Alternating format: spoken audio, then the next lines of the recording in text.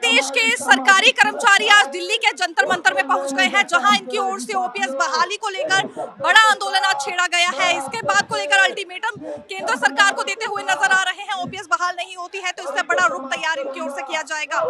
लेकिन ये मांग आज की नहीं है, बल्कि पिछले कई वर्षों से उठाई जा रही है। हालांकि तब से उठाई जा रही है जब से एनपीएस स्कीम के दायरे में सरकारी कर्मचारियों को लाया गया है।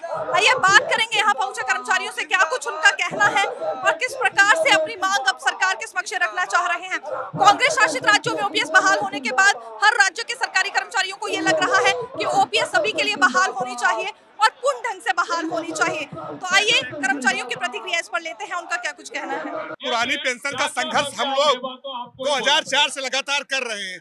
जो देश के राजनेता हैं, बड़े 5-5 पेंशन ले रहे हैं। हम पूरे जीवन में सेवा करें और हमको एक भी पेंशन नहीं मिलती है। ये देश का कहीं न कहीं दुर्भाग्य है। जो देश की सेवा करता है उसका इतना बड़ा कार्य है कि उसे पेंशन मिलनी चाहिए, लेकिन हमारे देश की व्यवस्था हमें पेंशन नहीं देती है। लास्ट में बुढ़ापे का लास्ट सिर्फ पेंशन ही सहारा हमारा होता है, इसलिए पेंशन अत्यंत आवश्यक है हर कर्मचारियों के लिए। बहुत बहुत शुक्रिया हमसे बात करने के लिए। देखिए, एक दफा ये तस्वीरें हम आपको दिखाना चाहेंगे, कितनी भारी तादाद आज यहाँ पर कर्मचारियों की जुटी हुई है और लगातार इनकी ओर से एक ही डिमांड रखी जा रही है कि ओपीएस चाहिए। देखिए, ये 4 कांग्रेस शासित राज्य है, जिसमें हिमाचल प्रदेश, राजस्थान, छत्तीसगढ़ और झारखंड है, जहाँ पर ओपीएस बहाल हो चुकी है। और कर्मचारियों का ये कहना है कि हर राज्य में ये ओपीएस बहाल होनी चाहिए और इसके लिए केंद्र सरकार को खुद कदम उठाना होगा। वजह इसकी एक बड़ी ये रह रही है कि जिन कुछ राज्यों में सरकार की ओर से ओपीएस बहाल की भी गई है, तो कुछ फाइनेंशियल बेनिफिट्स देने में थोड़ी समस्या आ रही है। वित्तीय बोझ राज्य सरकारों पर पड़ रहा है। लेकिन अगर केंद्र सरकार इसके लिए निर्णय लेगी, केंद्र सरकार की ओर से ये कदम उठाया जाएगा, तो एक सही ढंग से और एक पूर्ण ढंग से ये ओपीएस फिर हर राज्य में बहाल हो सकती है।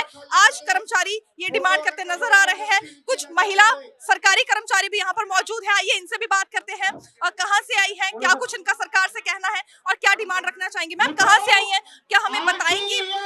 अपना परिचय दीजिए। मैं बिंदु यादव आजमगढ़ से, और मैं सरकार से सिर्फ पुरानी पेंशन के लिए ही आई हूँ मांगने। और ये अधिकार है, कोई भीख नहीं है, ये अधिकार हमारा है जो हम सरकार से मांगने आए हैं। और सरकार नहीं देगी तो हम लोग ऐसे ही लड़ाई अपनी जारी रखेंगे, लेके रहेंगे। कहाँ से आई हैं? मैं यूपी आजमगढ़ से आई हूँ। मैं अपनी पुरानी पेंशन लेने के लिए आई हूँ, भाई बहनों के लिए, हक के लिए आई हूँ, और आए यहाँ पर लेके जाएंगे, इसीलिए वहाँ से इतनी दूर हम लोग आए हैं। एनएमओपीएस संघ के राष्ट्रीय अध्यक्ष विजेंद्र जी इस वक्त हमारे साथ मौजूद है, आइए इनसे बात करते हैं। सर, बड़ा आंदोलन आज आपकी ओर से किया जा रहा है, काफी तादाद में कर्मचारी भी पहुंचे हैं। लगता है कोई असर केंद्र सरकार पर हो पाएगा या जिक्र इसके बाद ओपीएस बहाली को लेकर किया जाएगा? देखिए, आपको पता होगा कि जब से एनएमओपीएस का गठन कर हमने आंदोलन अपना शुरू किया, उसके बाद बड़ी बड़ी रैलियां, धरने प्रदर्शन किए, और आज भी आप अगर देखोगे तो यहाँ लाखों की संख्या में कर्मचारी पूरी दिल्ली के अंदर आया हुआ है। रेलवे स्टेशनों पर उनको रोका जा रहा है, दिल्ली के बाहर हमारी बसेज रोक दी जा रही हैं।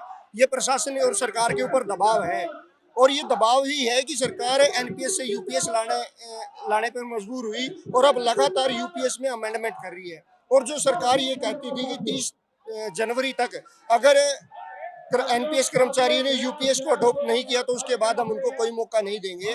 जब कर्मचारियों ने यूपीएस को डिनाई कर दिया पूरी तरह से, तो उसके बाद उन्होंने इसकी डेट बढ़ाकर 30 सितंबर की, और 30 सितंबर के बाद अब 30 नवंबर, और 30 नवंबर तक भी केवल 3% कर्मचारियों ने यूपीएस का चुनाव किया है। ये वो कर्मचारी हैं जिनकी सर्विस लेंथ बहुत कम है।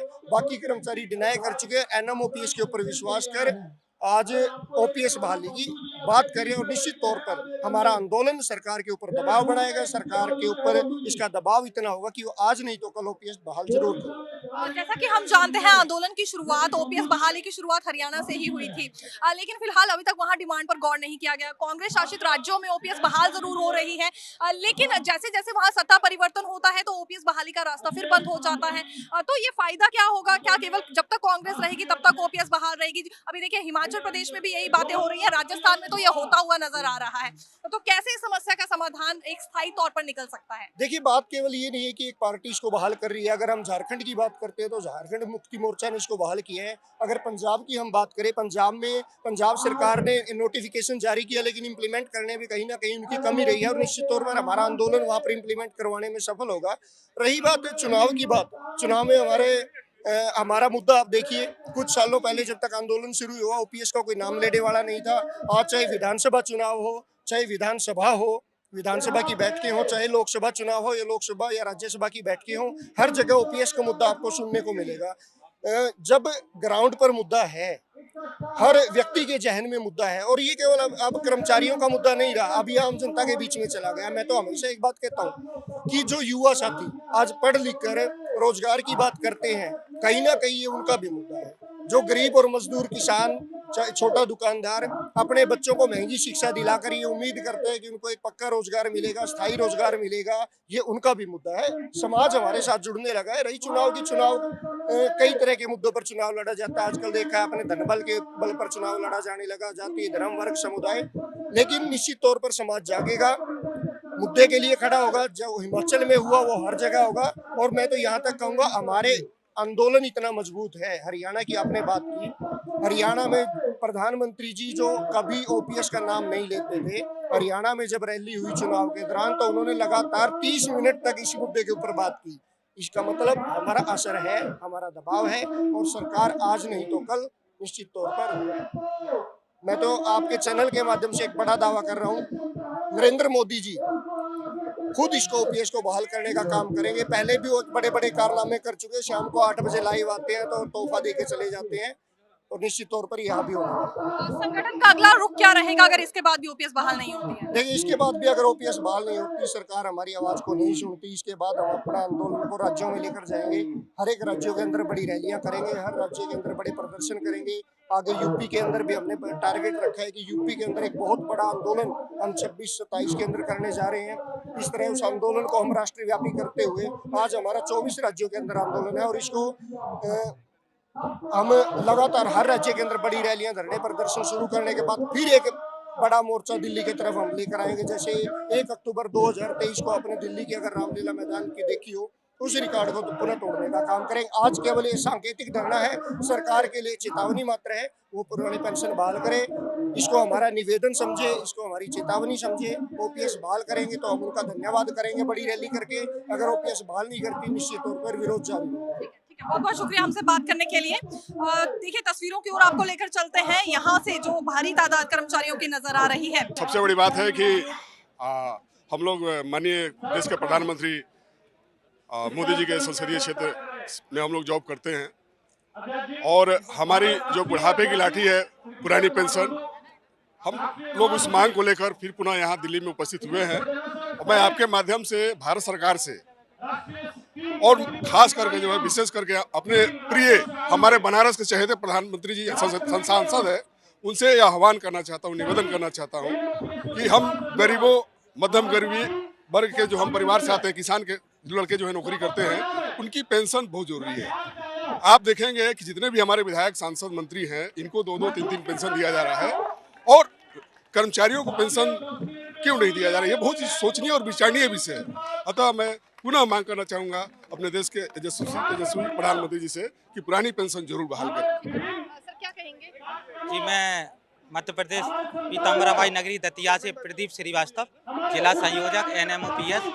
हम सब लोग आज यहाँ माननीय प्रधानमंत्री जी से एक निवेदन करने आए हैं आंदोलन के माध्यम से कि हम कर्मचारियों की पुरानी पेंशन को बहाल करें, क्योंकि हम देश के कर्मचारी हैं, अपनी पूरी जी जान से देश के लिए सेवा करते हैं, जिस विभाग में होते हैं सेवा करते हैं, लेकिन रिटायरमेंट के बाद हमारे पास कोई आर्थिक स्रोत नहीं रहता है। तो पुरानी पेंशन हमारे जीवन की जो आजीविका चलाती है, तो हम निवेदन करेंगे कि हमारी पुरानी पेंशन बहाल करी जाए। क्या लग रहा है इस आंदोलन के बाद ओपीएस बहाल हो पाएगा? एकदम 100% हम लोग संतुष्ट हैं। इस आंदोलन से हम लोगों को हमारे पक्ष में निर्णय आएगा, और मैं प्रधानमंत्री और राष्ट्रपति और मुख्यमंत्री से निवेदन करते हैं हम सब कर्मचारी कि हमारी ओपीएस बहाली की जाए, जल्द से जल्द की जाए। हम लोग गोरखपुर से एनी रेलवे मेंस कांग्रेस की तरफ से भारी संख्या में, हजारों की संख्या में जंतर मंतर पे आए हुए हैं और ये अपील हम लोग कर रहे हैं कि हमारे प्रधानमंत्री, राष्ट्रपति, मुख्यमंत्री जी से निवेदन है कि हम लोगों को पुनः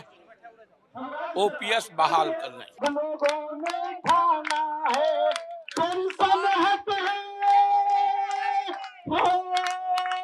तो देखिए, ये तस्वीरें हम आपके लिए लेकर आए हैं दिल्ली के जंतर मंतर से, जहां कर्मचारी लगातार ओल्ड पेंशन स्कीम बहाली की मांग उठा रहे हैं। तब तक हटेंगे नहीं, इस लड़ाई से पीछे नहीं हटेंगे जब तक केंद्र सरकार इनकी बात पर या इनकी मांग पर गौर नहीं करती है।